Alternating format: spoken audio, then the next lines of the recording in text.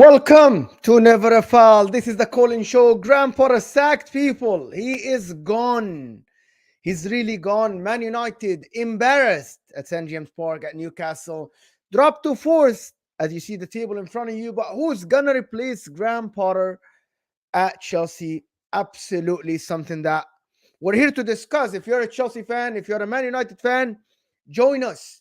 Join the NAF army in the description to get the link in the Discord. Text me on Instagram, text me on Twitter. Of course, you can see my Twitter, you can see my Instagram on the screen right here below me. You can see them right there. And then text me, and then we're gonna get you on the show. So please make sure, but also hit that like button for me.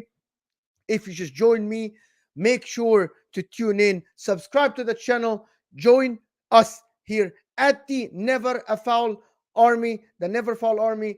Join us, and then we can add you. If you're not a member, of course, text me and I will send you the link. It's easy, simple. My Instagram is there. Everybody's here. Jordan Brown is here. Everybody, let me big up who is here. Of course, I got my first caller. Of course, he is here. He's happy. He's smiling in the background. I'm gonna add him in a bit. Just give me a second, and then who's there? Change the title. Yeah, we did change the title earlier. Jessica Lambert, of course. Thank you, Jessica, for being here. Late. I wasn't late. I wasn't that late. It was 1 minute late. Big up everybody. Daniel is saying, Jessica saying, I'm surprised it took that long. Me too. Melissa is saying city, city, city. Yes, yes, yes. Yes, we are free at last. Horad is saying I'm waiting for Daps to join in, and then I'm gonna add Sid, of course. Give me a second, Sid. I'm gonna add you on. And then also Jordan is saying, yes, people, Milan are destroying Napoli. Yes, we know that, Daniel. I can see Nagelsmann on the short list. I think Nagelsmann might be the one who replaces Graham Potter. Well, Neil, no, you're missing on AC Milan Masterclass. I was watching the game on the other side, my man. I was watching the game on the other side, my friend. I was watching the game, but make sure to hit that like button. Daps coming now, of course. Daps is here. He's joining from Mons stream. So welcome, Mons people. Welcome, Big Six Bands people. I know there was a big discussion over there. Please make sure to text me on Instagram or Twitter if you want to join us for the call-in show. Make sure to check the description right below for the membership. You'll get the priority in the call-in show. And even if you're not a member, we'll see how it is. Reece here is asking, Mo, would Liao be good fit for City? I don't think so. He's kind of a solo player, dribbles, does his own. But again, he's kind of like Sane, like Lori Sane, who Pep didn't like. But we'll see how it is. I guess next season we'll see how it is. After today, who else is it? Mo, mate, what happened to NAF Watchalongs? I'm sorry, guys, about NAF Watchalongs. I'm gonna try to get it up, like pause, to get some tunes and get some shows going on for NAF Watchalongs. I'm so sorry. We just got so busy with here, and if you speak Arabic, I do some Arabic shows as well on the side with my friend Mahmoud, who was on the channel yesterday. I'm waiting for Dabs to join. We'll see who else is gonna be here. Excuse me. Sorry. So Oli Ball is back with Ten Hag. We're gonna talk about it. Of course. We're gonna talk about it. About Ten Hag, about like the performance today. You know what? I'm gonna actually add Sid to talk to him while Daps join me, and he's gonna join on the big screen, believe it or not. So welcome, Sid, to the stream. Happy to see you. I know you have been waiting for a call-in show. We apologize, of course, for not having the time to do it. It was just a hectic month last month, and I'm happy for you to be here with us. How are you today? How are you feeling? Are you happy? The smile is there. Finally, the Yeah, smile is there. finally. After a long time seeing the manager sacked, I enjoyed that. I haven't enjoyed many manager sacking here, but this time I enjoyed it because it was coming, it was inevitable because the form we are in needs to stop at some point because we were not able to perform against Everton and now this against Aston Villa. Yeah. So who do you want to replace? What's Graham Potter? I don't want to know anyone now because the season has been done for me. Because I don't think after changing the manager there is a great chance of beating Madrid, or even after beating Madrid there is City or Bayern. So I don't think we can go that far. What about Usually the Chelsea finance? fan. Are you worried about the financial situation, or you don't concern yourself with this at all? See, we don't know the clear picture because there are many loopholes. There are many things. Some people said 2 to 3 days back that if we finish below European places, we won't be sanctioned by FFP. There was a report like that. I don't know. So there are things which we don't know because we are not from there, and obviously this industry is different. So I don't think I know perfectly that. Daniel, what a comment. For Chelsea fans, I don't like your model. I've been very vocal about it. I'm very honest about it. I don't like it. I don't like unlimited resources. It destroys football. I know it's good for you, Sid. Good for every Chelsea fan. You're happy about it. You spend money left and right. Of course, I can't blame you. If my club, I'll be happy. But I'm not your rival. However, I just support another big club, it's bad enough that the Premier League is getting everybody. Now we have Yeah. Chelsea ruining the market. So you see, anybody that says, "Why you're a hater?" I am a hater because I support. By the way, I love the Premier League probably more than Serie A, and I've been very vocal about it. I love Inter, and for people that know my passion about Inter. But for Chelsea, for me, what you did with Modric, what you did with Badishili, replacing Koulibaly, not giving Koulibaly a chance, and Kukurea, Chilwell because he's injured, and all the forward, Raheem Sterling that didn't work, and Aubameyang.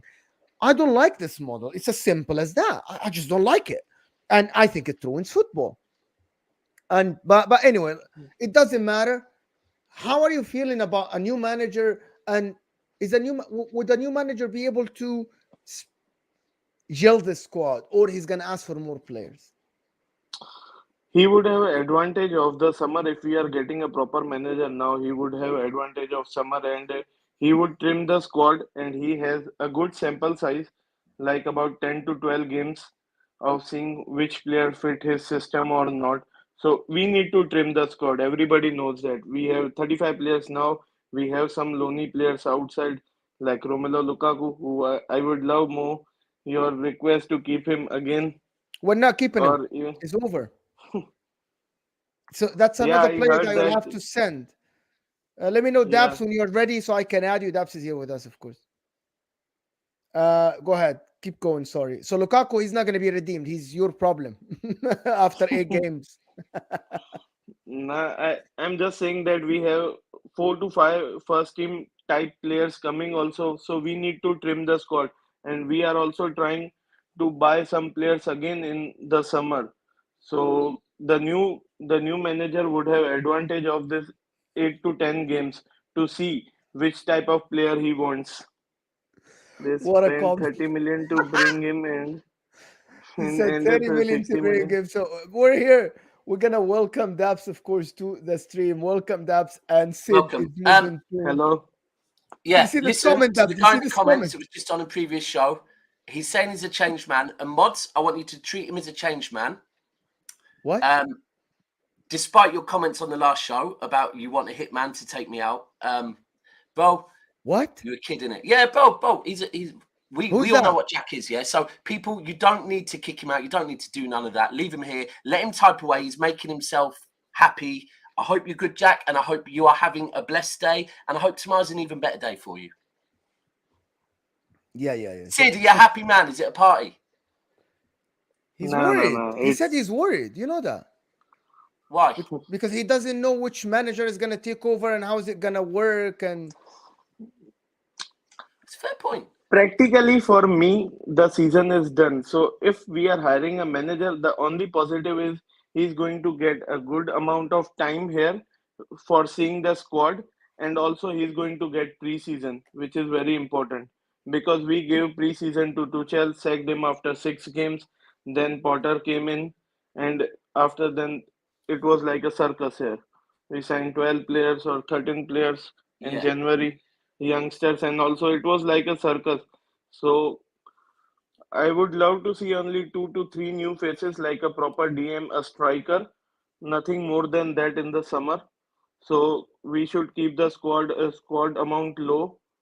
And if by any chance we are getting into Conference League, which is a situation, so I would like to add 2 to 3 youngsters for that to give them chance to grow and develop there. Otherwise, I don't want new players like 1 to 2 new players and it's done. I I think, don't want again a circus like January. yeah, I think that's the what the hell's that table? That's a table of Sorry. for the Premier League. What clubs are they, bro? This is Arsenal, the Gunners, Man City, Newcastle, Man United, Spurs, Brighton, I mean, my Brentford, and then Liverpool. bunches look different. No, some of them look like, yeah. No, all I've of just them are they just look correct. slightly different. They are different. They are a Hmm. different. They are the Yeah. symbols of the clubs. They are not Oh, actually right. the. You know what? I think that I just made that point, Sid, that it's what manager you get next, and that it's a manager that can work with this squad of players. Now, he should be able to, because for me, me and Ty said on the show at the start of the season, well, just as the the summer transfer window ended, that actually Yeah, on paper, Chelsea's defence is very balanced and very strong, right? Then you've brought in the players you've yeah, brought in. That on paper, Chelsea have a very good squad, but the issue is you need a manager that comes in and straight away the narrative doesn't become this isn't his group of players and he needs to now yeah. go and Again, I because don't want that again yeah, because uh, a new manager should work with the players we have because we can't chop and change every player again and again. yeah, So yeah. we I have think a that's crop of right. very good attacking players. So we need a manager of that arc who can play Yeah, a fancy style of football because the players we have brought are from that arc, like Medweke, Mudrik, Enzo. These players can play football. These players do not play counter-attacking style or this type of football. yeah, yeah. You're spot on. I mean, it would be you play Real. Sorry, oh no, you play Real Madrid. So it would be Yeah, interesting if you did bring in Nagelsmann in time and you know what? Actually, I'm going to put this out there. I'm very hopeful that we beat Bayern, and I want us to beat Bayern. But if we don't beat Bayern, and you somehow do beat Real Madrid, Nagelsmann and Tuchel bucking in the semi-finals would be very interesting. Very interesting. Do you think there's by anything the to do way, with the fact that maybe where your season is going, that they've looked at it and thought, you know what, we might be able to get a new manager in before Real Madrid. Is there a chance that that new manager is going to help us get over the line against Real Madrid? yeah, I think Matlow reported that Chelsea hierarchy still thinks that the Champions League is winnable this season with the squad we have. So that was the reason they kept in mind in sacking Potter, but I don't think it is practically possible because it is very tough to beat these teams through and get to the final and again win. So it is a very tough run. I don't believe in that. So that's why I'm not that excited about getting a new manager and or who we are getting. But the point is, I'm excited that Potter is gone. That was that was the happiness because the football was horrible. Yesterday also, or day before yesterday, I watched the Yeah, match. It was yeah. trash. I think that's probably the thing that you know what I thought you were going to beat Villa. I did. I thought we were going to start to see Chelsea come good. The dairy milk. What is that? What is that? What is he on about? That it's a big bar Oh, of chocolate. the chocolate bars and behind Yeah, Hold tight, Steve. Yeah, so I thought you were going to bounce back. I thought this might be where we start to see Chelsea come good. And I don't know if maybe that was the last straw. I just saw something that a list of all your managers you've had for a very long time, and his win percentage is by far the lowest win percentage you've had. his win percentage is even lower than Lampard. Yeah, yeah. And listen, and Potter, 60 million in the bank reportedly. No, no, no, no, no, no, no. I think I read just now before joining the show. I read they are not going to pay him full amount. There was something in the contract, so he's not going to get the full amount of 52 million pounds. I guess that was the clause. I think, but he's not going to get the full amount. Well, either way, it's going to be very nice for a while. Yeah, Yeah. Very nice. It's interesting because obviously he's now a free agent. Tottenham need a manager. Leicester need a manager. Brendan Rodgers is. If I'm Brendan Rodgers right now, I'd be thinking, for fuck's sake, right? Because now there'll be teams that were looking at Brendan Rodgers going, oh, or maybe do we go for Potter? But if I was Potter, I'd take some time out. I think with the amount of money he's got, I'd wait and see. I'd sit out, enjoy the money for the summer, and yeah. I think he should go for Tottenham again. Who do you want A then? Who Chelsea do you want? manager. Me? Yeah. I haven't thought about it because I just wanted Potter gone. I haven't thought about a manager. Before that, I thought Enrique would be nice because he play attacking football, tiki-taka football type. But after hearing about him that he has not done that great with Spain also, I'm not confident about any manager now because there is Wow. not any Wow. world-class manager available. I, Nagelsmann is a upcoming good manager, but he is not world-class. So any manager would be like a gamble again. Well, one thing about the sacking and the money, Daps, is that when you sack a manager, you can choose to keep him on the paycheck. And because he has a very long contract, normally when he is sacked, he keeps getting paid monthly or weekly Yeah, and in the contract until he gets another job. That's what it says. And then you have to pay him a smaller amount of a lump sum. You don't have to pay the manager the whole amount of the contract because within the next 5 years, Grandpa will get a job. Antonio Conte did this before with Chelsea. Jose Mourinho did this before. They because they're gonna go and have a job. Now Chelsea will stop paying them, yeah. and I think that's how it works. I think that's how they did it. But anyway, Sid, are you hopeful Just a against Real second. Madrid or no? It would be interesting. It won't be like Liverpool getting slapped up everywhere, but it would be interesting. But I think Real Madrid will go through at And the end. what about the day after tomorrow? What about Tuesday? What about Liverpool? How's that looking? Are you going to finish Yeah. bottom half of the table? How's that looking? It is interesting to see El Crapico again. Last time it was 0-0. El Gráfico. It's No, abysmal. Like the Aston Villa game, people want to put a spin on it and say you played well. Absolutely not. no, no, no, no, no, no. I was like, I how haven't they said that. played well? They played well, but they couldn't score. No, you didn't. No, you didn't. We didn't play well. Aston Villa were all over us. We Yeah, created chances, but we do in every match, so that was not nothing new. yeah, Because 100%. in football, you are going to create chances, and if you see Aston Villa and you see Chelsea, the amount that is there on the squad, we are going to create chances, but it is all about finishing and not conceding first. The selection was also not appropriate. Playing Cucurella against Watkins and players like that who used to bully the defenders. So Mm, Badiashile would have been a proper option, in my yeah, opinion, and not playing Reece James on right wing back because I saw Ruben Loftus-Cheek, he was not able to cross a single ball. yeah, yeah. I didn't How saw a many proper managers has cross. How many managers has Loftus-Cheek played under?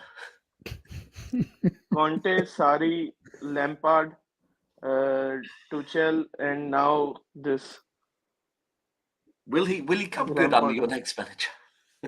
Nah, nah, nah. He's going to get sold in the summer because we need to sell players to balance Yeah, the I hear you. books.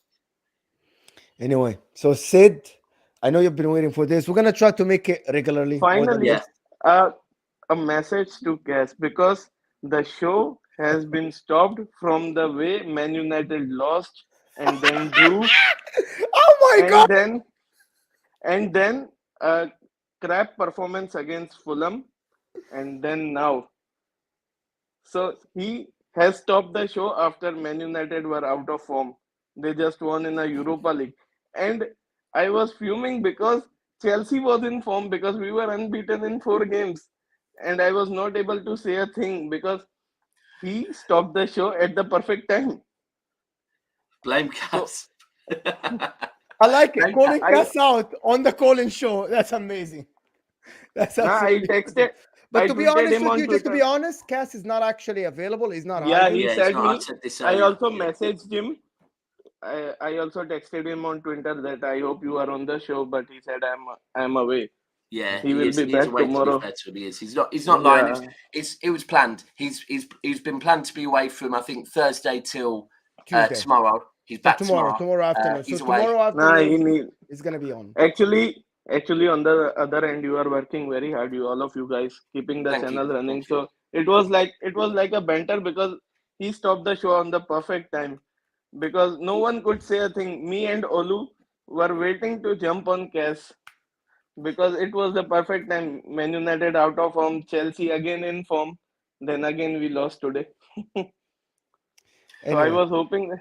you were hoping Yeah, to yeah, talk to him. I'm gonna bring him on. I'm yeah. gonna try to make a call-in show for you only on a midweek, so we can Nah. talk about it. We will talk next week again because I lost this week, so he's going to again talk to me like that. But Yeah, he'll deflect. He'll deflect well. yeah, But big up, Sid. Appreciate you joining, my good friend. night, Thanks guys. for being a Love always. member with us. We really appreciate your support. Thanks for the kind words. We really appreciate you. Always a fantastic caller, Sid. Thank you so much. And Thank you, hopefully we'll guys. see you Good soon, my night. friend. Good night. No, So we'll add the next caller, someone who is it's breezy up top, and you know who he is, right? It's right away. It's Mr. Olo. oh here he is. Welcome to the stream, Olo. Appreciate you being here, my friend. Appreciate you being here. Thank you so much for joining. I'm a bit cold right now. It's just the higher you get up the altitude, the colder it gets. It's just so cold up here at the top. You know what I'm saying? Nah, man. How's everyone doing, man? I'm How good. both of you doing? I'm doing well. I'm very confident. So Are I'm you? still Oh, yeah, fasting. bro. So. Do you want to give us that 11 points, or is 5 points okay? Oh, bro, you can keep going. Right. I already see the narrative you're building, so that when you don't win the league, you can go, but Daps, you said by 11 points. Bro, you focus on next week, bro. Daps. What have I said from early? I said Arsenal going to win it from early. Bro, once, to be fair, Olu, once you were ready to even claim your club, you did. Before that, you were claiming. Don't talk. Listen, FC Nantes are my team, okay? Okay. Oh, so you got two teams. Mad. No. Are you French? I can't say bonjour properly. Okay. No, it was a joke. So go on. No. Arsenal. Put your Arsenal hat on today. Go on. Put my Arsenal hat on. I love it. This takes me back to 2004. Like, I haven't had this feeling of. Well, I know that there was the Leicester season where we came second in a 3-horse race or whatever it is when Tottenham bottled it. But the reality is that even the season where Gallus had a breakdown, I don't think I've ever felt as excited about a league since 2004, the year we went unbeaten. This is exciting, and I know, for some people to say, Arsenal fans not used to this. I mean, I'm one of those old enough Arsenal fans to know what it feels like to go through the last 10 games of a season, and there's back in those times it was Alex Ferguson's Manchester United that was chasing us, and that was scary. And now this year, this year you've got the juggernaut that is Man City chasing, and do you know what? It's exciting, and it's gonna go down to the wire. I think it's gonna go down to the wire. But look, I was confident way back in October when I said Arsenal were going to win a league. I'm confident right now, but I'm not going to lie to you, man. Something about Anfield, 4:30, spotlights on, you never walk alone. It scares me. Hold on, are you scared of this Liverpool? No, I'm scared of any. Listen, I've seen Liverpool with Ngog in their team beat Arsenal. Ngog, you can't even say his name properly without making a sound effect. Yeah. So, Cinema Pongo. I'm talking about Igor Biscan. I've seen those players beating good Arsenal teams. My man, you want to win the league, you got to win the big games. Of course, simple as that. Of course. Olu, do you know what? I would say I don't think you're scared of Liverpool. I think you're scared of Arsenal not being the best Arsenal. Oh no! I think Arsenal could be the best. Scared of Liverpool. All right. No. I think Arsenal could be the best Arsenal Liverpool. Don't get me wrong. Yeah. 2 weeks ago, I was probably about 70% more. You're not as confident this week, bro. No. Yeah, his voice is a little bit.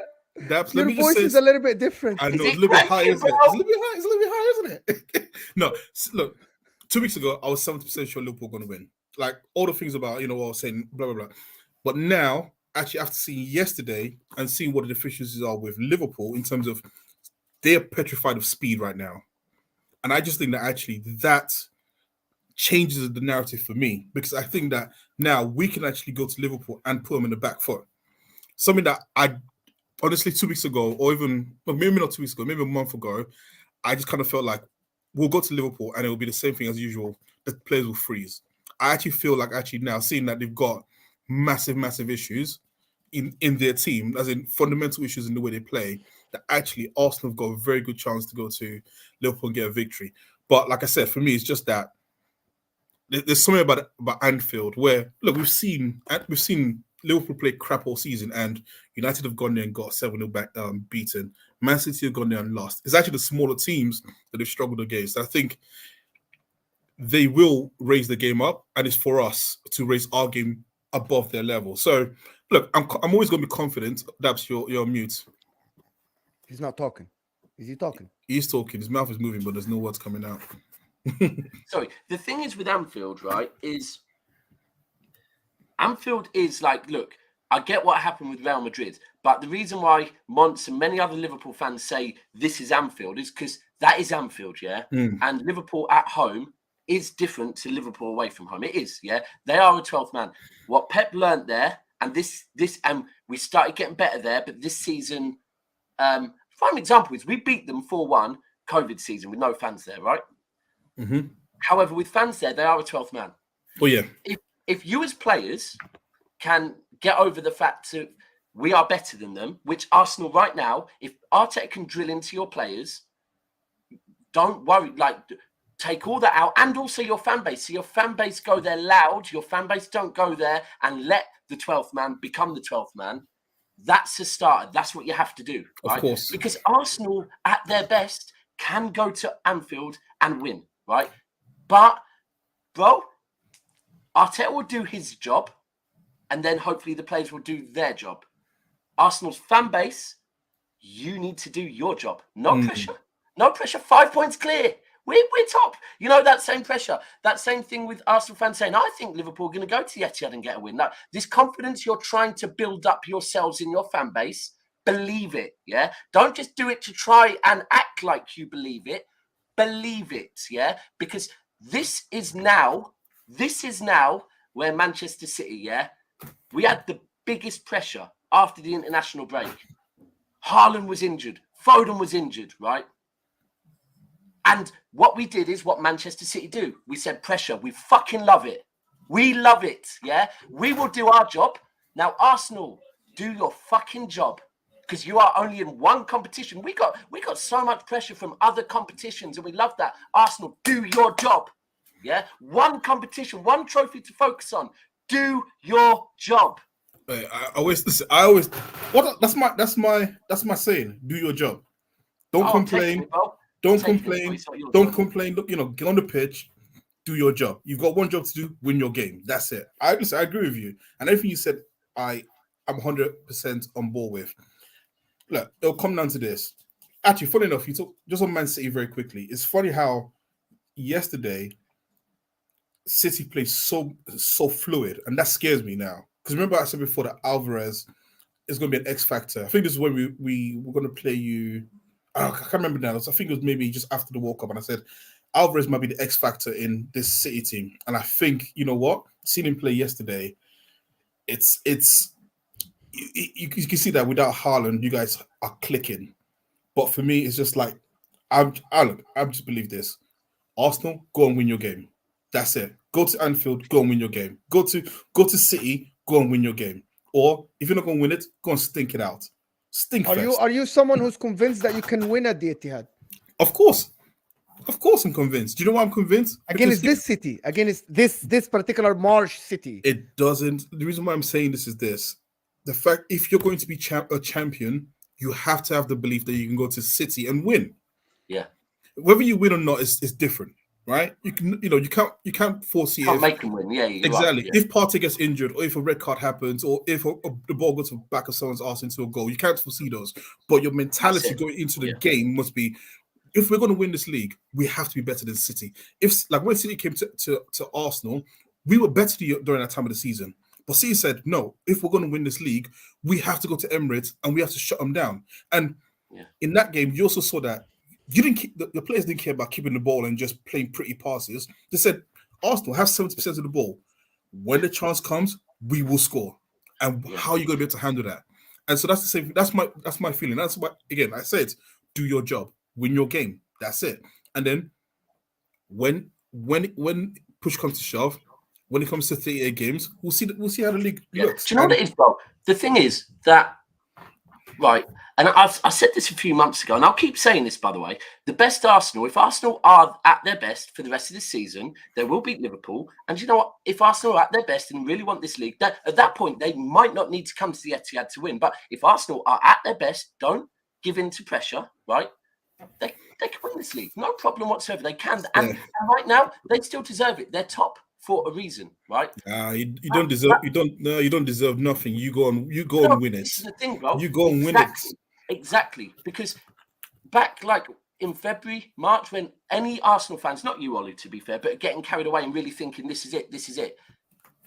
We've all been saying, and a lot of Arsenal content creators have been saying it as well, is it's not going to come easy, right? You don't just get handed a fucking Premier League, let alone when a monster that's won 4 out of the last 5 and is going for a 3-peat, yeah? We're not just going to fucking let you have this, yeah? We're not going to let you stop us from getting a 3-peat. Pep's here to break records. Pep is here to achieve things we've never achieved before. He's not going to let you. He's not Klopp, right? In January, when he saw shit was going tits up, he didn't say, I'm going to have faith in my players because this is how we win leagues. He said, no, I'm going to fucking test them, right? And he started calling out players that maybe the club hasn't got the balls to call out, right? Dropping them and saying, right, I'm going to do it now, and I'm going to see who the men are, because when the pressure comes, the men will get the job done, right? And this is it. When you come to the Etihad, bro, you think Anfield this weekend is pressure. Nothing, right? Nothing. When you come to the Etihad, knowing you have to win or that is your season done. From this amazing Arsenal, still nothing. No trophies, yeah? That is pressure. Unless you go with 5 points. If you go with 5 points, pressure will be on City. Still, no, because that's the league there. No. That's the league there. Let me throw. I'm just throwing a little bit. I'm just throwing like a little bit of narratives. If you go with 5 points, I think the pressure is 50-50, and I think actually the pressure will shift to City because they can afford to lose because they will. Let me tell you why. Because by that time they already finished. I think Chelsea and they finished Liverpool or West Ham away and they finished Liverpool away. Yeah. So that's what I mean. If they win their 2 games, they lift a little bit of that pressure. If they win the 3 games if they before win they at play Anfield, City, the pressure 100%. I agree. If they win at Anfield, that's a bit of pressure off. But still, that then puts even more pressure on them because then the pressure will be on you. No, because then they know they're coming to City, right? And if they win, oh shit. Oh, we got one hand on the trophy now, yeah? No, I think it's the other way, Dad. I think the other way. Why it's not the other way? Why it's not the pressure on you? Because if you lose this game... Pressure, bro. We know how to do pressure. No. Daps. Sorry. Alex Ferguson's Manchester United that know how to do it and won it, bro. We've done pressure. Daps. I'm sorry. No. I cannot agree with that narrative. Every team. It's not a narrative. It's a fact. No. It's a narrative. Let me tell you what. Every team that's going to win a league feels pressure. Whether you've won it 20 times or you've won it 1 time. Real Madrid, when they go into the handle the pressure. No, Real Madrid, when they go into Champions League final, the players still feel pressure because that's what makes you human. And do they handle the pressure? Of course they do. No, but that's also their skill as well. That's also the skill. But the fact of the matter is this: every single team at any stage, if you're going to win something, you're going to feel pressure.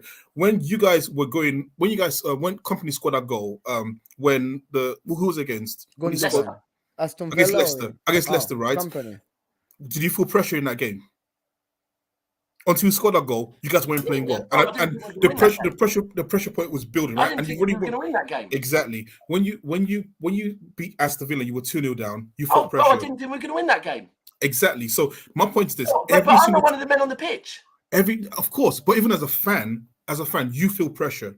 and the players also do feel the pressure as well. Now, whether or not how they rise to that pressure is going to be different, right?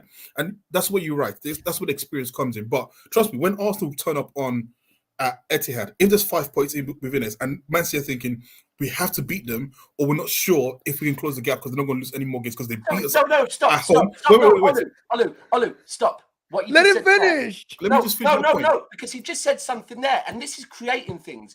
I'm This not is creating the thing. anything. No, hold on, bro. Let me finish. Right. I'm just cracking. When you Can said, you stop here? No, don't add a third voice to it. It's going to get even worse. Let me and Olu go at it for a second.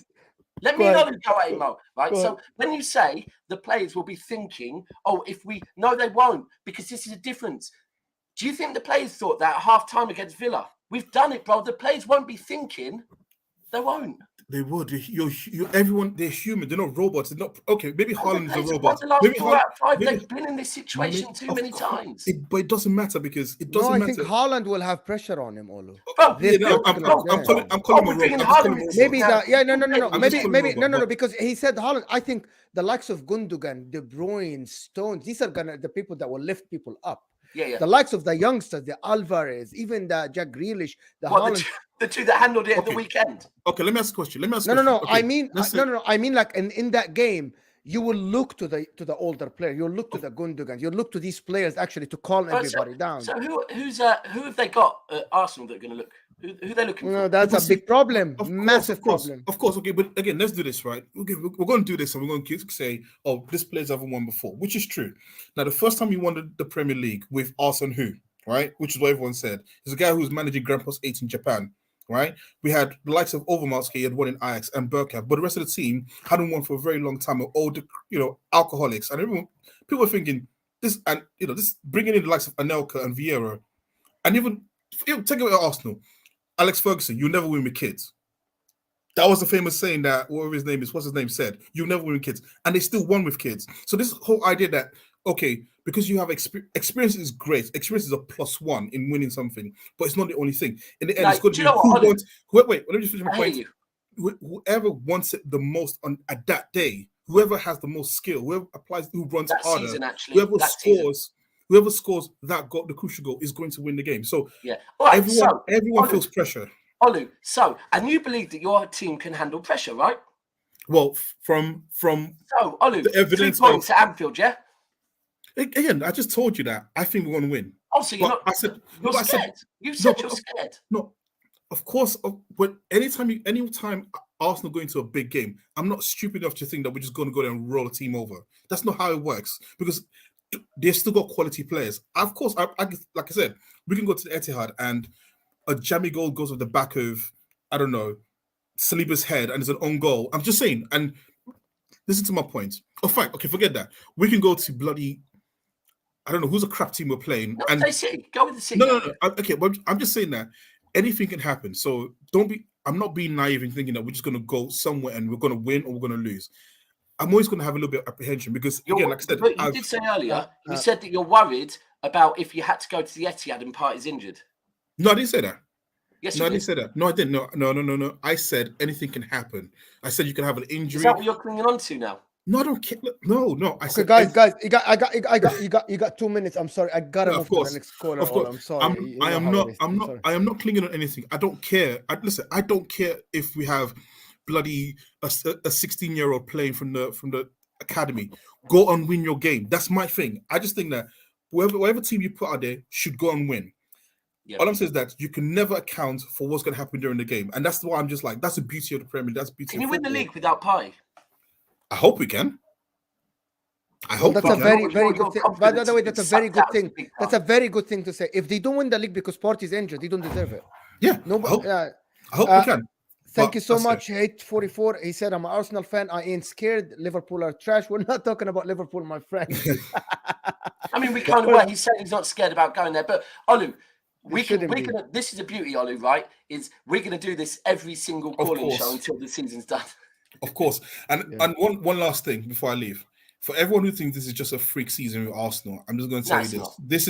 This is going to be 3 to 4 seasons of them being this good. Maybe not leading the league, but be there or thereabouts. Top I think four. Hold on, whoa. Top- Stop top leading. four. Don't say winning the league, not No. leading the league. leading, winning, same difference. I'm just saying. No, it's I'm not. saying- Oh no, you've led leagues no. before, Gob. Well, No. Liverpool led the leagues. Of course, but I'm they saying haven't won the league. there's a difference in the way we're leading right now, where we actually look like a strong team versus leading a league because of fluke. But I'm just saying basically that this Arsenal team for the next 3 to 4 years, most people should I get agree with used you. to this. Only time will tell.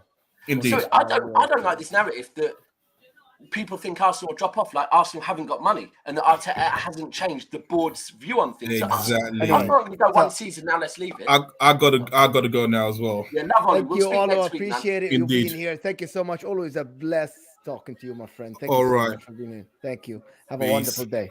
Peace, man. So the next caller is a Liverpool fan. And J7TV. Hello. Do you have any light around you? This guy. Yes. Okay, that's perfect. That's perfect. What's happening? You man, all right? Well, good. Are you good. all right, How are bro? you? How you feeling? I saw what you done there. It's stress, bro. Stress. Obviously, what is it? 4-1 at the Etihad. And the thing that let me down about the team is that these men stopped running, innit?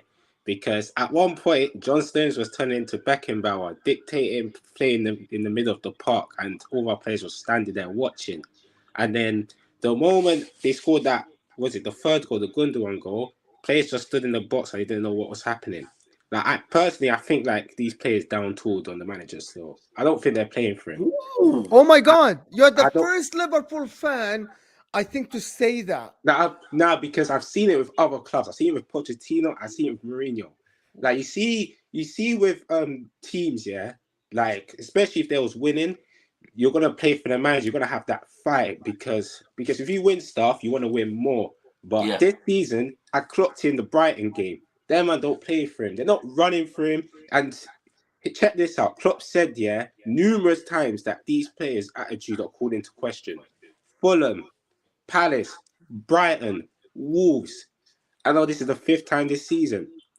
Something's not adding up. They're not playing for him no more. I'm serious. They're not playing for him. Do you know what?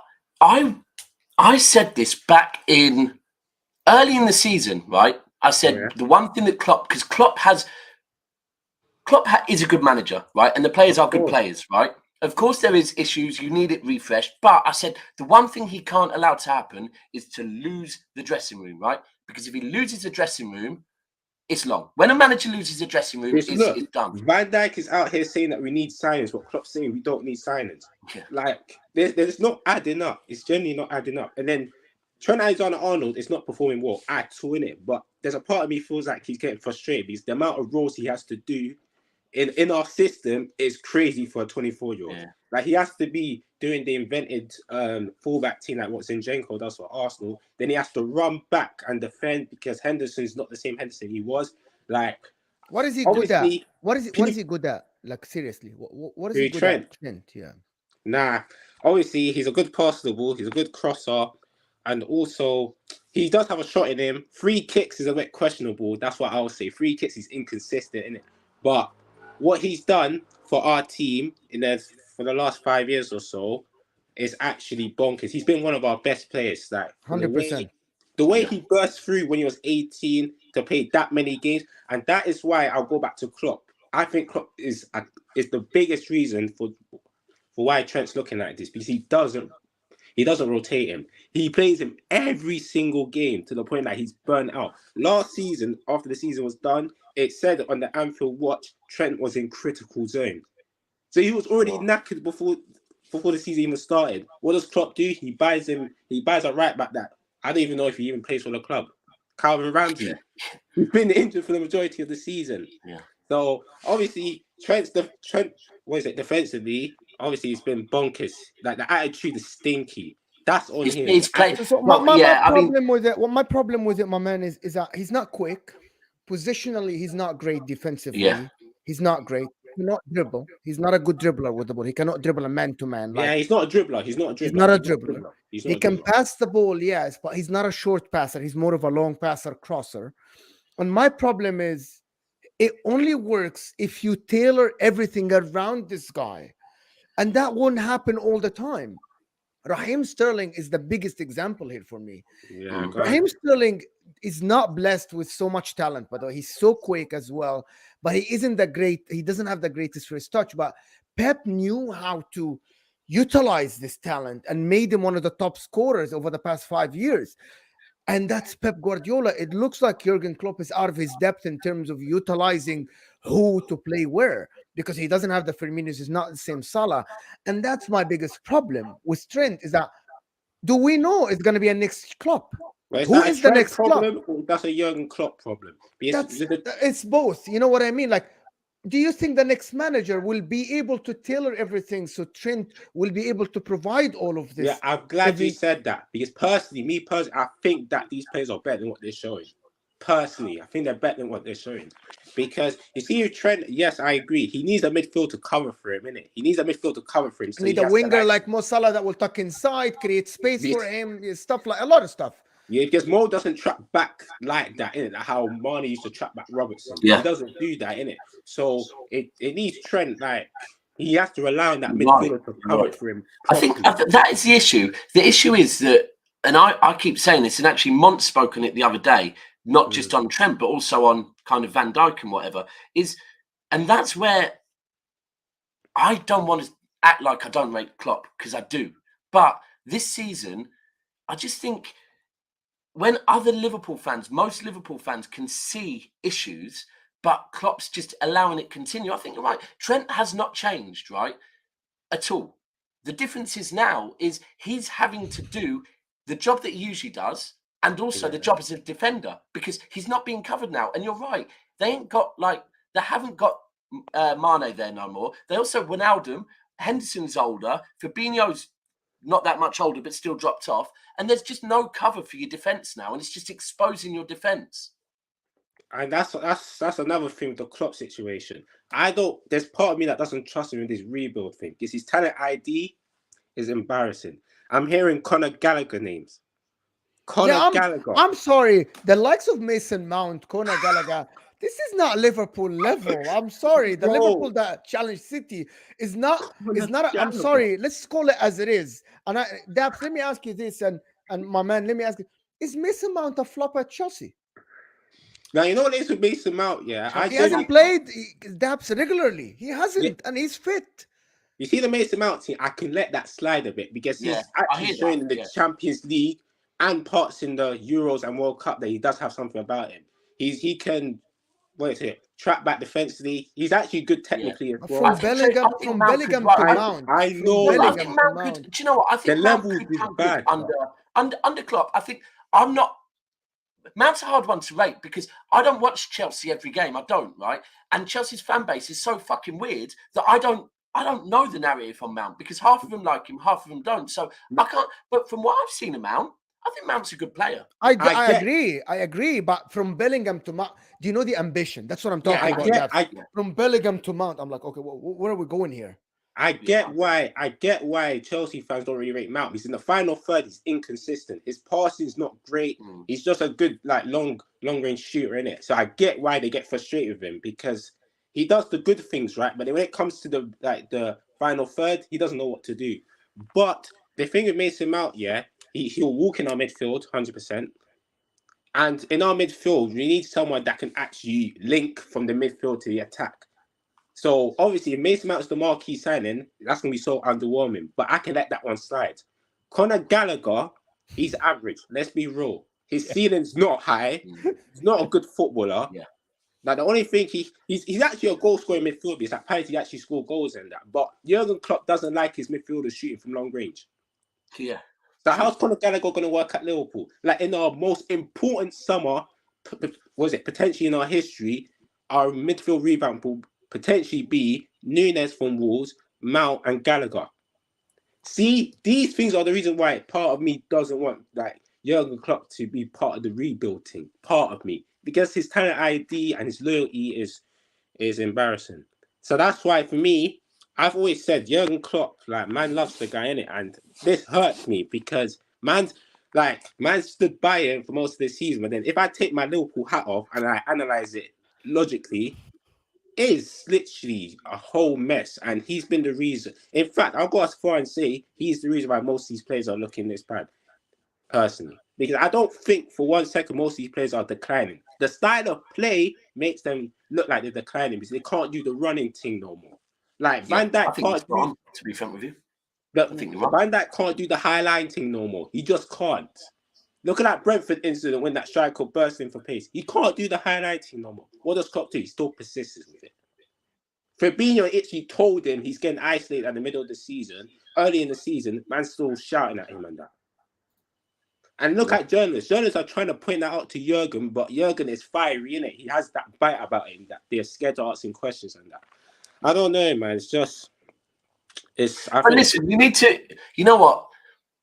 You need to bounce back against Chelsea because now it's your job. It's your job to. You've got Arsenal coming up there next weekend. Do your job, please. Imagine we lose to Chelsea without a manager. Just deep it for a second. Oh, I can believe it. Actually, it's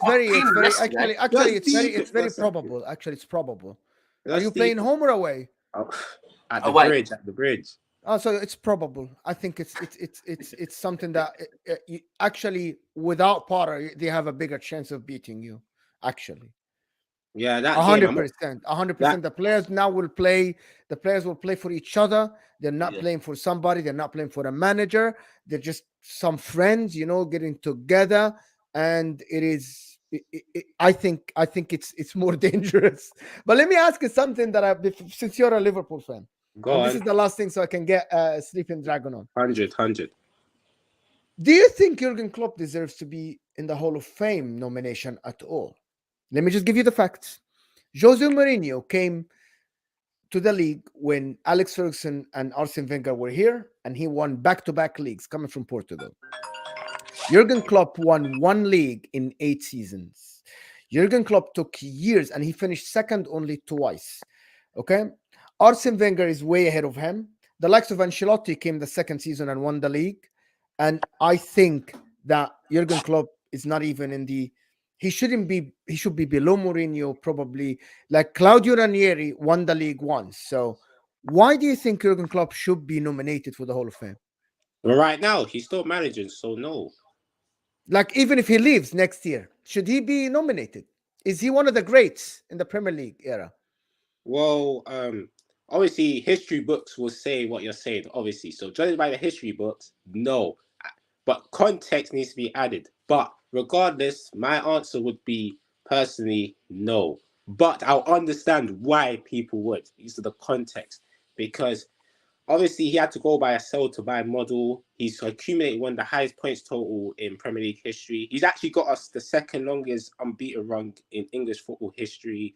And he's won us our first league title in 30 years, our first Champions League since 2005. He's won, apart from Europa League, he's won us every trophy. But you're talking about the Premier League, innit? What he's done in the Premier League, and he hasn't done enough. Winning the Champions League counts, because when you win a Champions League for an English club, you're representing the Premier League. Treble for Man United in '99. People want to say only Premier League. It's not only the Premier League. When you manage in an English club, you win it. Yeah, he's won. What is it? Every trophy apart from Europa, innit? But if you're comparing it to other managers, then there's like Pep, Ferguson, Wenger, Mourinho, they deserve to be ahead of him, innit? But then, well, obviously the Ranieri thing is because he done it with Leicester. Exactly. That's my thing. He done it with Leicester. And you know what? You know why? Why I'm saying no? Because imagine Arteta does it despite being a manager for 3 seasons and spend less money. I don't think he did. Actually, they spent more money. Daps can correct me if I'm wrong. But they have a young squad with kids. Yeah, but that doesn't mean they didn't spend money, by the way. But that's a bit bad though, right? Kids, Arsenal with kids, they've been balling. Don't get it twisted, but compare it to us in our prime. We win 1 Premier League, and then they were about to equal it within 3 seasons. So is Arteta should be in the Hall of Fame? No. You see, that's what I'm trying to. No, of course. That's what I'm trying to say. With the whole thing, if Ranieri has 1 league and Arteta have 1 league, but they're not going to be in the Hall of Fame, neither should Klopp in it. but I Thank you. understand why people would. Okay. No. I really appreciate your call. Absolutely brilliant. I think the first time for you to call. Yeah. It was I'll try absolutely jump on brilliant, my more. man. Absolutely. Yeah, man, brilliant. 100%. Great call. Yeah, fantastic. I enjoyed talking to you, my friend. Thank you so much for being here with us. Keep an eye on the channel. Turn on the notification button to know when we go on live. I Thank you so watch. much. Don't worry, I watch. Thank you so Love, much. love. Appreciate it. Love, man. Thank you. Appreciate it, man. Have a wonderful day. The next caller Liverpool fan. is a Liverpool fan, but until he turns his camera on and be ready, and I think I will add him once he's back. He's here. Are you ready? You ready? Let me know when Thumbs you're up ready. if you're ready. Thumbs up if you're ready, please, so I can add you to the stream. Okay. So he's here with us. If you can turn your phone or something around, that would be perfect. In what way, Mo? Obviously. Yes. Yeah, that's it. Yes, That's perfect. So Better? yes, better. Not Amazing. my yard. This isn't my yard, brother. So I'm not exactly comfortable in this particular room. But go on, That's cool. please. What are you saying? You You got good? me? You good? Yeah, huh? I'm good, brother. I'm good. Good. Crack on. What, is that Fendi hoodie you got on? No, it's one of them. See that? Oh, okay. Yeah. Yeah. That wall. That ain't my wall, brother. That ain't my wall. This ain't my room. Oh, okay. I was going to say, I'm trying to I work can out. move the camera again. It's what is it? That bird off Harley Quinn? Oh, okay. I thought that's it. Yeah. Harley Quinn, brother. Yeah. Sleeping Dragon, right? Go on, brother. I spoke to you somewhere before. I think on Twitter or something. Perhaps you spoke to me perhaps in the chat here on another channel, I reckon, Daps. Okay. What are you saying? You good? How are you feeling? Yeah, I'm Liverpool? good. I don't mind what I talk about. I didn't see your game against you on Saturday because I've literally moved 100 miles recently. So literally I've moved my whole life from one part of the country to another. So I missed that game. But go on, you lead. Ask me what you fucking want, brother. The last guy was talking football as regards Liverpool, so I don't mind talking about anything, man. Go on, go for it. No. What you do ask want us. to You talk tell. about? You ask me. Ask us what do you want to talk about, bro? You're calling. What do you want to talk about? It's a good question. Go on, let's talk about. I'll talk about City. I'll talk about the city as if this is a city channel, right? No. It's not. Generic. Well, I you're the understand city. You're the city presence, then, Daps, correct? I'm a city representative. 100%. Are you an Inter presence, Mo? I'm an Inter fan, but I watch the Premier League every game. So yeah. Where are you based, brother? You, Mo? Where are you I'm based right now? in America. I'm in Right. America. Okay. And Daps, where are you right now? May I ask that? You don't have to answer that clearly. Yeah, Bedford, mate. Bedford. You're in Bedford, right? Okay. I'm in Devon. Right now. Big move. So I was in Dorset. It's not that big, man. It's only next door. It's counties. I was in Dorset, which is next door to Devon. So it's 100 mile. You're regular on the channel. Do you watch the channel regularly? Do I watch this channel? I subbed to this channel a long time I see him ago. about a lot. Still, I see him about. I've spoken to Kaz in the chat. I've spoken to all you guys in the chat, but not actually on camera. So glad to have a face to the name. Well, yeah. Kind of Again. Glad to have a mask to the face, though. You kind of got that. You see that? Can you see that? Hold on. You see that? Liverpool. Yeah. I know you're Liverpool. I don't unveil the hood, and I drop the mask if it was in my own surroundings because the setup here. I'm on my phone, and this is not my gaff. So it's not for me to actually reveal this room to anyone. You get me? Yeah, no, that's fair, bro. That's fair. It's yours. Get it. Yeah. Otherwise, I just drop that and I take that off. Plus, there's stuff in this room that the internet don't want to see. Do you get me? This ain't my room. You don't want children don't want to see this. Adults don't want to see this shit, man. And this ain't this. Do you know what I'm saying? Like the stuff on the other walls and stuff in the cabinets and shit. You just don't want to see that shit, man. Anyway, let's go back to football. Let me ask you something. Go on. Let me start. Yes, go on. I don't want to reveal your age, but how long have you been a Liverpool supporter? Since my father took me when I was a child, and I'm from Birkenhead, across the water there, which is the other side of the Mersey. That's where I'm from. That's where I'm born and bred.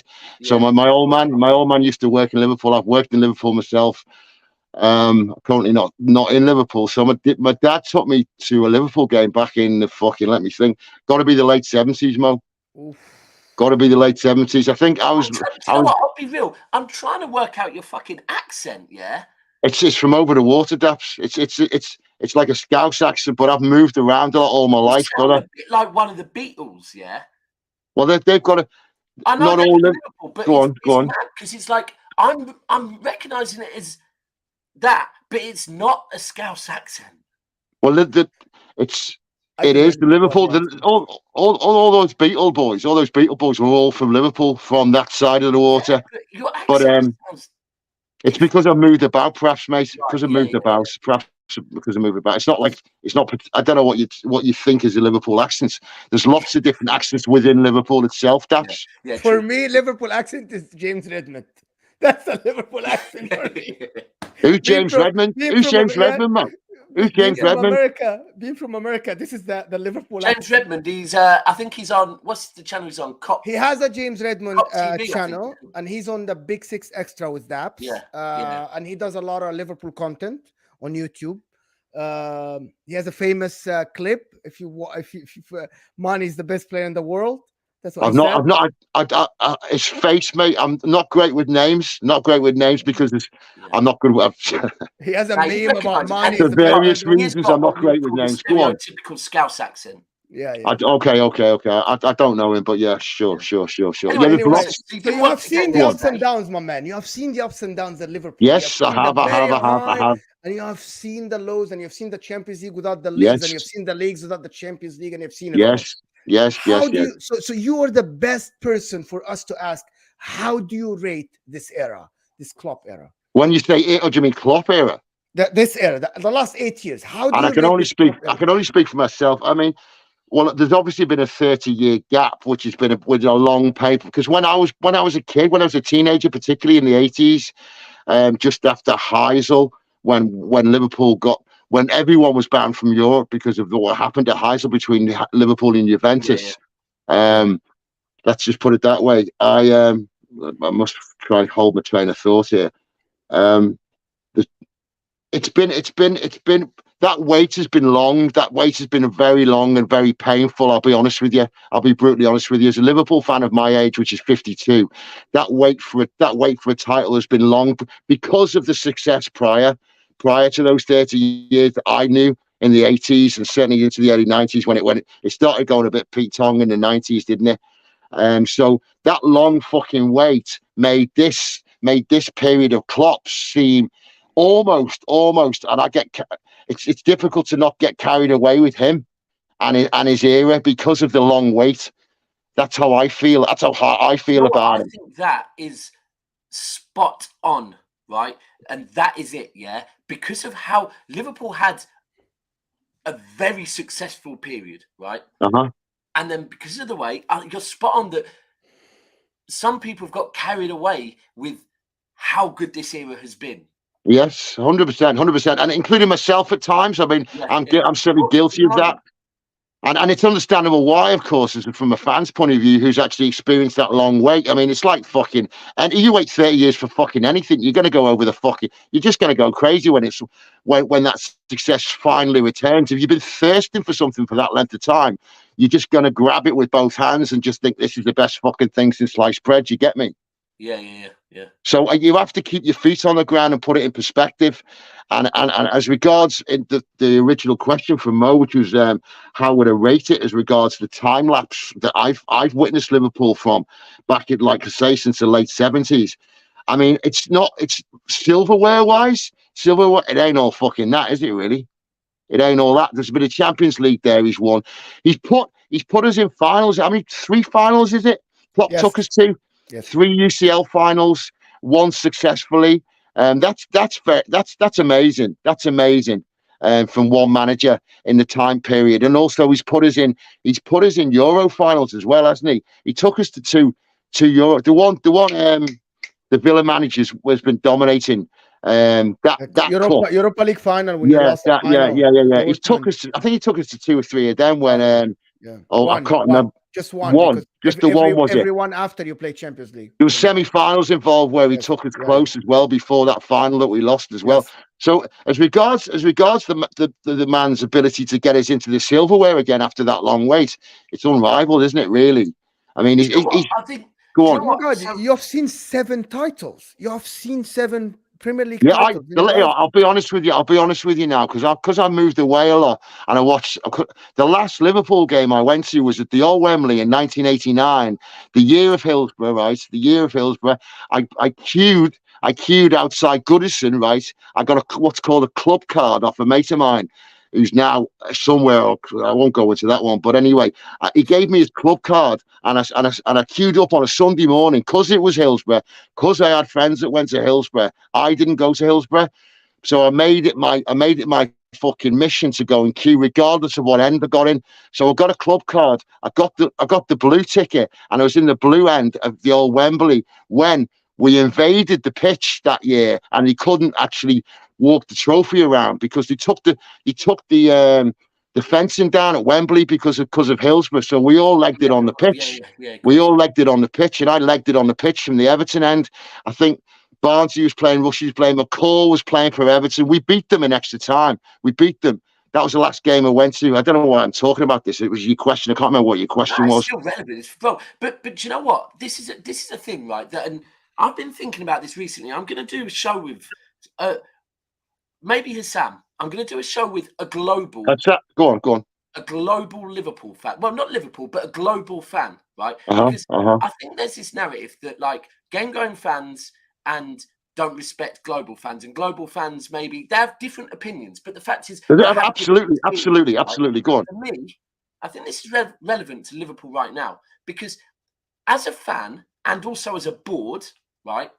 All you want is for your club to be in as many runnings every season. You want to have 100, yeah? 100, 100, go on. You want to be there or thereabouts till the final whistle of the Premier League, yeah? You want to be there. And you know what? On the last day, if you don't win the league, it will feel shit. But you're living that memory with your friends at a ground, right? That is the game-going fans experience. And that's why maybe for me, and I think I speak on behalf of a lot of the City fans, that when we say, if we end up going back to, like, if we got relegated because of all of this, you know, it will hurt, but we'll still be at the games. And last night, before the game, after the game, I was out in Manchester all night with my mates, right? And that is as big as winning trophies, right? What you talk about the experience. You talk about the experience of it. The experience of it.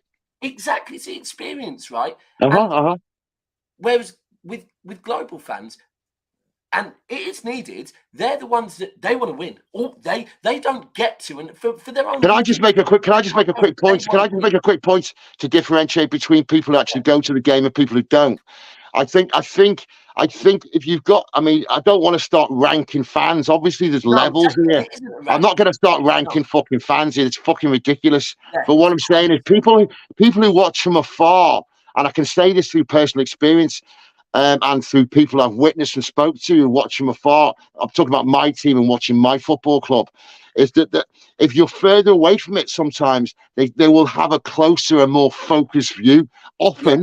Often to people who go and enjoy the experience, because obviously the match experience can actually the actual emotion of it, and what you're talking about, Daps, is having a good time with the boys is can overweigh. I don't know about this, but you see where I'm driving with this one. You see where I'm driving with this one. I mean, it's a moot point. It's a fucking moot point.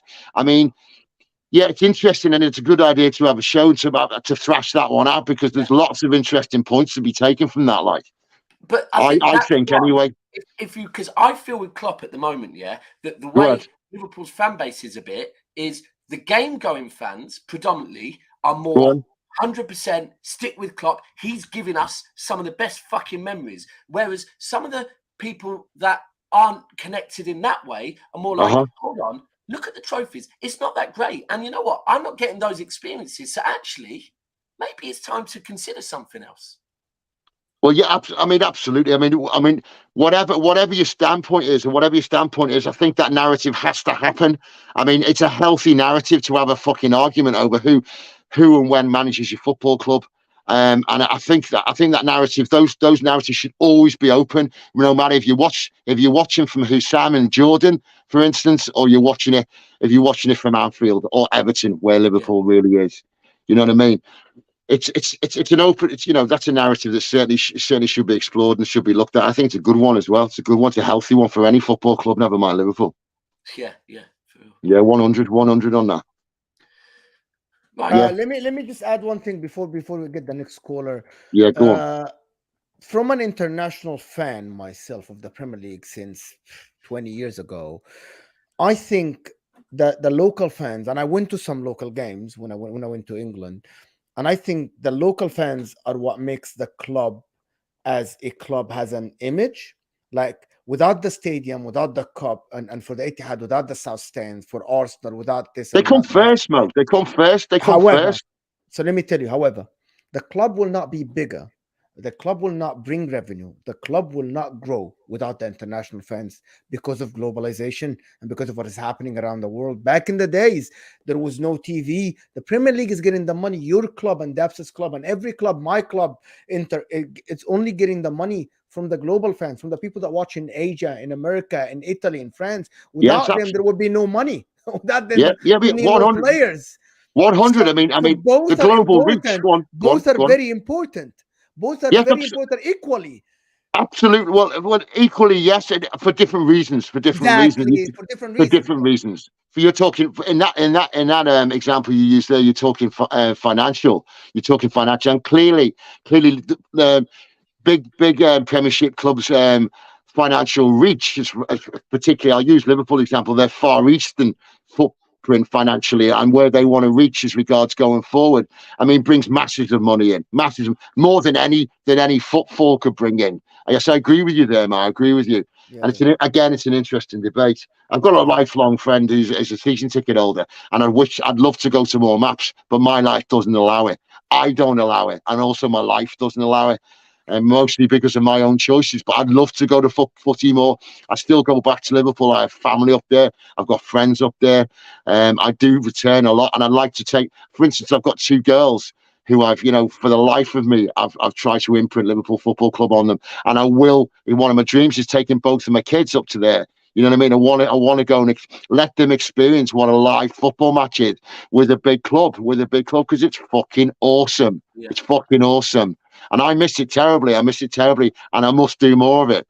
And I'll let you guys crack on. I must have taken enough time now.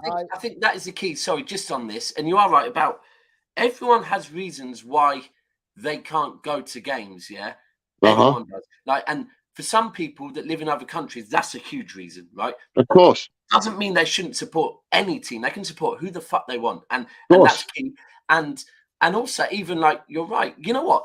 Someone that lives in Manchester and supports Manchester City might not go to the game because he's got a family, right? And he's got bills. Doesn't have money.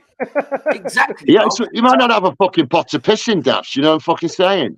That's it. I mean, who fucking has these days? Who has these days? Bro, it's levels. It's fucking levels, boys. It's levels. But go on, Daps. I interrupted you. Go on. When people move about in their life to all over the world, all over the country, let's just say the country, and if you have to move, or your parents when you're younger move away from a place, and then you still support that team, you supported them from young, but now you get the choice to go there. I can tell you now, every time I go to a Manchester City game, the minimum it is costing me, if I get the train up there and back on the same day, go to the game, it's going to cost me a minimum of £150, right? It's a lot of money. If I don't stay. If I do stay, straight away, £350, £400, right? It's a massive commitment, Daps, regardless of what you're earning. Going away to Europe, right? So it's a huge commitment that costs money. So when people, no one ever should be put down as a fan because they don't go to games or where they live or nothing. So, but listen, I hope you call in again. We do need to move on, but good putting a kind Thanks for your time, guys. Thanks for letting me on. Thank you so much for joining, my man. Thank you so much. Face to a name. Thank you. Yes. See you again, boys. Go on. Soon, man. See you later. Bye-bye. So now, Adrian, whenever you're ready, let me know. That to be honest, before Adrian, I think that was a unique call. I like it because of the history and that you don't get every day someone who enjoyed different times with a club, ups and downs 100%. That long, and you learn from these people. So thanks for the call. I really like, I'm not that old. I'm only 38, so I've only seen my club in 2 eras or something. This person has seen his club through He's seen ups and Liverpool in their downs. time, bro. Exactly. This guy has seen Liverpool win Yeah. 7-8 league titles. So people I think learn it from was this relevant call. because he can look at that Klopp argument we were having with the previous caller Yeah. and go, in the grand scheme of things, you know. Yeah. Let me tell you something, Daps. I clocked they were there something, or Daps. thereabouts. Can I ask you He's had something? them Can there or I tell you thereabouts something? the whole time. Did you know that Klopp only won the 2 cups once each? Yeah. Really? Do you know from the talk that people talk, Well, I the 4 assumed cups, in my actually, 4 head cups. that he won it multiple times. Yeah. You Now, won the what he's cup done is he's won, I believe, he's won every trophy that they once. can, but once. Yeah. But that's not top. Mourinho did the same. No, it's not. But the key is, right. 8 years, my friend, No, comparing I to agree with you. Pep. But what you have to do is, it's not as simple as you just look at one thing, because you do have to say there's not many managers that can claim they've won everything. Yeah, but there's a difference between winning everything and actually being dominant. Like Mourinho, as I said, 100% agree. But Mourinho there's came in different and arguments with that. destroyed the league, destroyed the league, Well, but Mourinho. here's the thing. This is the thing that I always say this, that you've got to understand. Someone said to me before Pep got to City, they'd already won the League Cup, already won the FA Cup, and already won the Premier League. 100%. But we hadn't done a double. We hadn't done a domestic treble. We hadn't retained it. We hadn't retained it while doing a double and then a treble and achieving 198 points across 2. But we also, in Liverpool's defence, we haven't won everything. So it's which one weighs out more? Yeah. For me, So I Adrian, don't know what it is, but yeah. Adrian, let me know if you're ready, Adrian, and if your camera's on, because it's your turn, Adrian. So let me know if your camera's on. Before I add, I have another caller. Reece is on the queue as well. So Adrian, please let me know if you want to be added without your camera. I don't know, to be honest. yeah, we can do Let me that, add can't him and see. Adrian, you're here with us, my man? Yeah, bro. Can you hear me? Is everything working? Yeah, we can. I didn't know Yeah, if you're gonna yeah. have your camera on or not. How are you? Who do you support, my friend? Yeah, bro. I'm actually a Chelsea fan. I think I've been Chelsea, on the yeah, show Chelsea. before. Yeah, I think me and Daps spoke in January, early Jan. I think. Yeah, we did. I remember. Yeah. I do remember. How are you? You good? I'm doing good, man. It's been a while, couple of months, bro. I've been working, so I haven't been on any shows recently. But I thought I'd come on after the news. I thought I have to come on now because You're I've happy actually though? been- yeah, well, Yeah, here's been the on thing. with me Right? and So I Cass, I think, was in once London before. recently, and I actually met up with someone who's in talk with like agents, and he's in the football business, right? Man, he knows people from Chelsea. Here's what I will say, right? You've got to be very careful when it comes to Chelsea news because no one really knows the outlet when it comes to these news sources. Most of this is just briefings, and especially with Chelsea, it's very difficult to know where the source is from. So you've got to be very critical when you analyze stuff. When it was Roman, it was literally just one guy. Now it's like 2 or 3, but they're very, very high up people in society in the UK. Like one of them's like it's very tough to find sources of Chelsea. That's all I'm going to say. When it comes to the Potter situation, I think me and Daps was talking about it. I said I just need to see consistent progress and a style of play, or just a foundation being implemented from now to the end of the season. Because I think I told you, I was like, bro, I don't see us being consistent from now to the end of the season. I think, was it 15th of Jan? I think I came on and I was like, bro, no matter how many players we sign, we're not going to be consistent. And we've just got to make sure we can see some style. If there are red flags, then we're going to have a conversation. That Southampton game was a big red flag for me. That Southampton game was a massive, massive red flag for me. And then you follow that up with Aston Villa and Everton, along with the other surplus results, like the one against Tottenham. I could see that this was potentially coming up. And then I was hearing stuff about certain players getting confused about their roles and not understanding where they function in the team. Now, there are some names which I heard, which was like Sterling and Kovacic, were 2 people who were just not happy. Like, I've heard bro, Kovacic. we don't know definitely. how we're playing. And I'm like, with these 2, that was a little bit of a flag just because I know who they've been managed under. They've been managed under elite managers. They understand the role and what they provide to the team, and they know what to give to a team. And they've been under elite managers. So if they're getting confused, if they're getting frustrated, I have a bit of a worry about that. And then I heard a couple more names that I think reports will come out about them. I don't think they'll show everything out. now. But once I heard all the list of names, where people they were just a bit confused about where they were playing and stuff. And I think he's a good man manager, but when it comes to the tactical side of things, I think even the game. I don't know if you guys reviewed the game yet. If you've done a review. No, I haven't. Do you know what? Tomorrow, I was at the game yesterday to see we the did. game, We and then talked I've been about out it. since. Yeah, we talked about it Yeah. yesterday, but tomorrow, I think 5 will do a big like weekend review tomorrow, and we'll And talk about Chelsea. I don't know if you've got into it, but bro, the way he set up the back line, the midfield tandem, I don't understand what he was trying to do in that game, man. Look, and when it comes to Bowley, I think he deserves a lot of criticism, 100%. I understand I've always said this to Daps, and I'll say it to you as well, Mo. The big issue for me was the summer. The January window, I'm not as annoyed with, and I'll tell you why. When it came to the summer, there was no recruitment team, no staff set up, so you were basically just going off one manager to try and support you with all the ideas. And even then, this manager had a lot of history of having bad decisions when it comes to transfers. So when it came to Tuchel, there were a lot of signs which made me feel like he might not be the right manager for this, because like bro was saying, sell Levi Colwill, he was saying give Jorginho a 5-year contract, give Kante a 5-year contract. Like, no matter what you feel about those players, that's not good business, bro. Like, selling all of these assets, like, people forget Tuchel did not play a single youngster apart from, I think, Trevor Chalobah for 2 games. Like, he literally called up one player, I think his name was Harvey Vale, I don't know if you guys know him. He literally called him up, put him on the bench, told him last 5 minutes, if we're winning, I'll play you. We're winning 3-0. He told he said, bring your entire family, we'll play you. Literally, the last 5 minutes, we're winning 5-0, stays on the bench. And he's done that with loads of players. So there was a disconnect there between some of the academy, infrastructure, organization way before in January and December. And it started building up. And then his stuff with his personal life happened. Then the summer happened. All of this just sort of built up, and it's made an untenable environment. So I actually agreed with the sacking of Tuchel. I just felt like with the hiring of Potter, I said, if you're going to hire past Potter, it's a big risk. Yeah, I think you're right. I think the biggest behind issue has been the direction of the club at the moment, to be frank with you. Yeah. And the direction of the club, it's not... Everyone, look, I keep saying this. This is where Arsenal are getting it right now. This is where City get it right, is the manager, the board, the sporting director, if there's one there, they are key. They have to have the same direction, right? The infrastructure is key.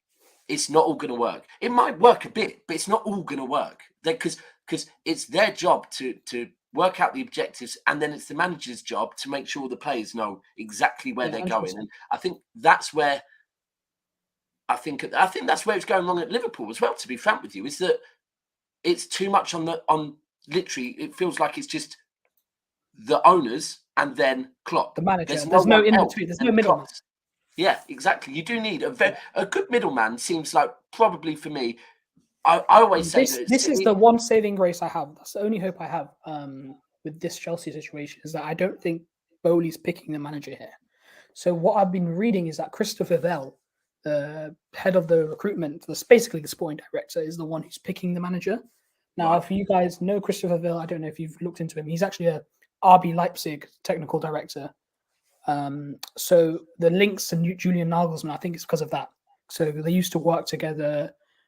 He knows his sort of style of play, stuff like that. So if they're going, and this is the thing, he's been linked with us for months. This guy, I think it was in January when we brought in,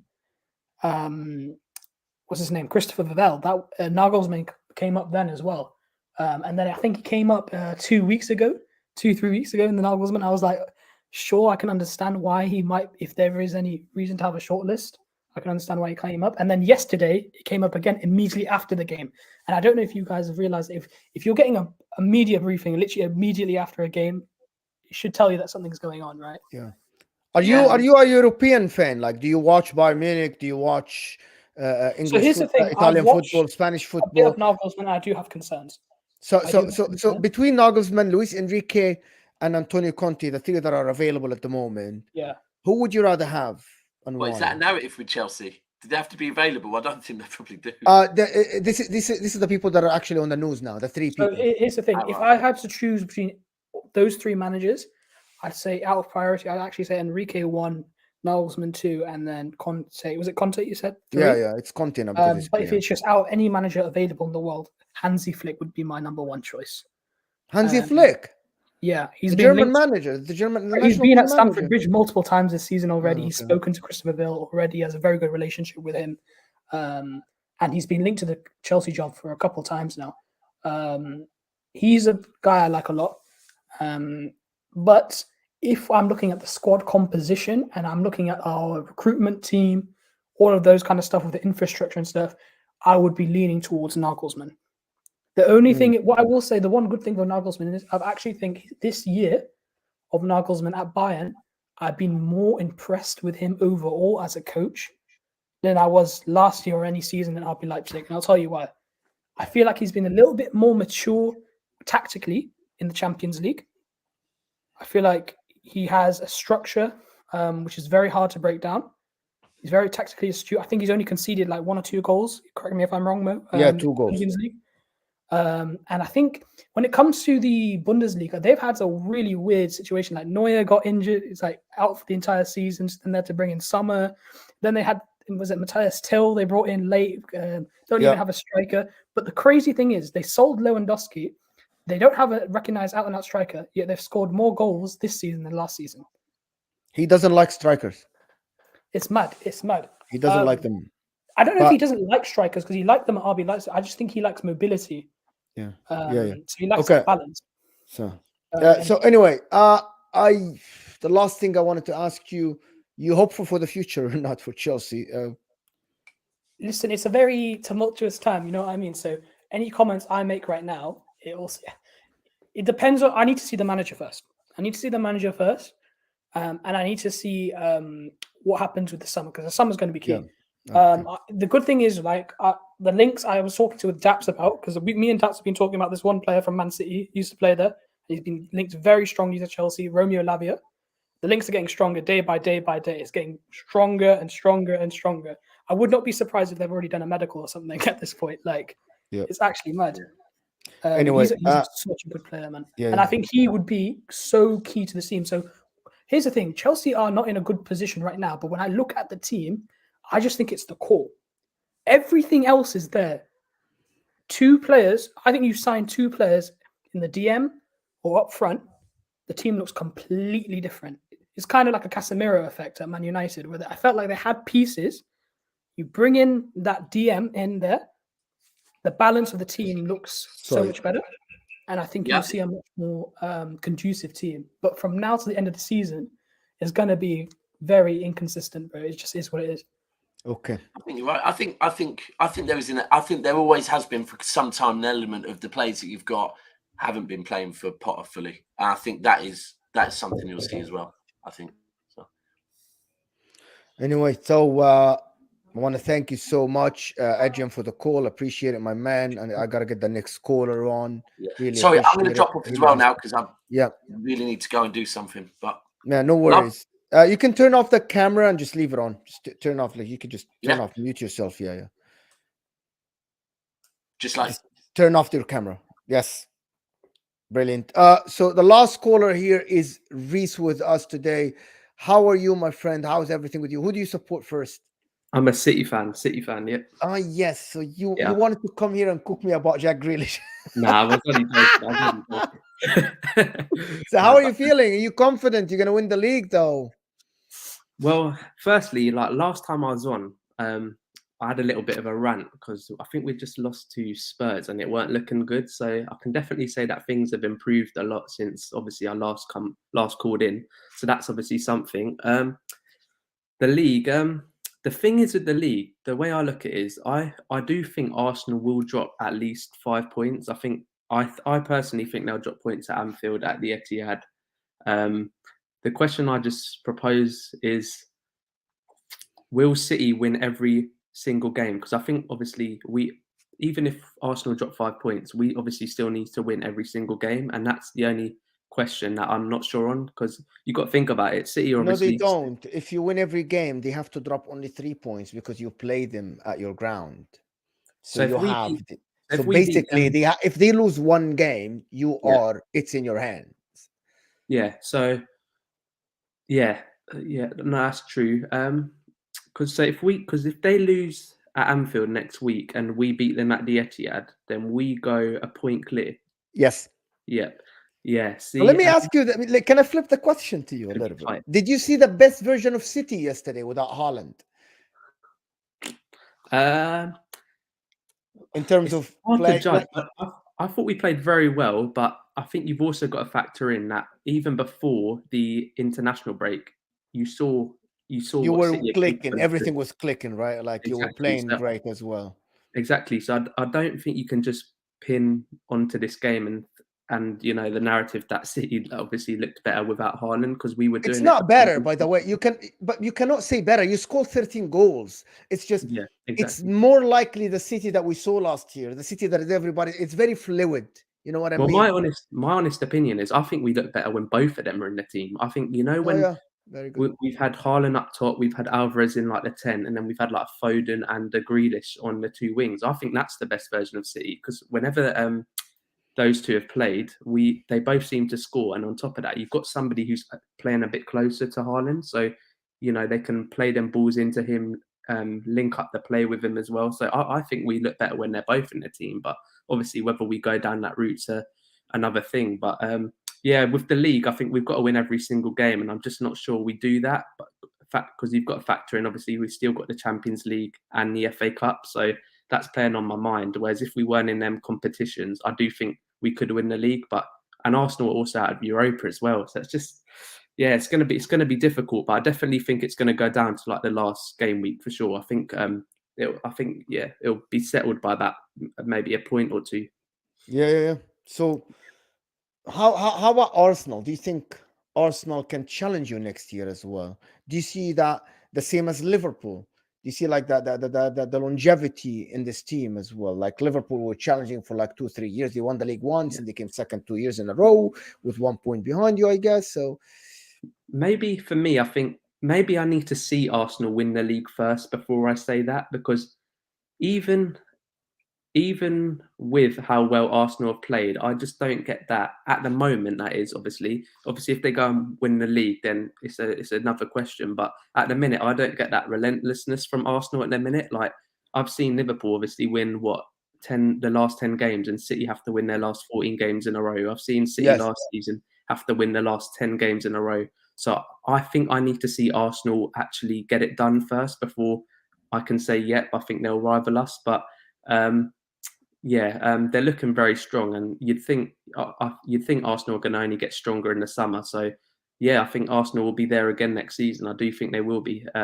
Whether they win it, I'm not too sure, but I think they will be there again next season for sure. So what if they don't win it this year? What happens then? I still think they'll be up there challenging, but I don't think they'll have a better chance of winning their league than this season.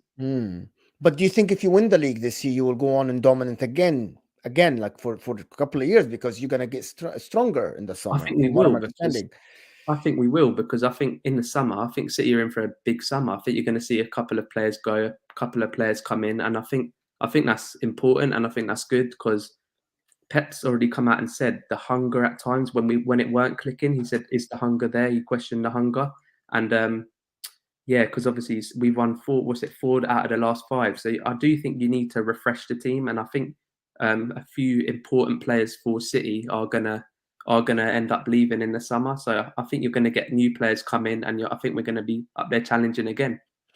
Yeah, 100%.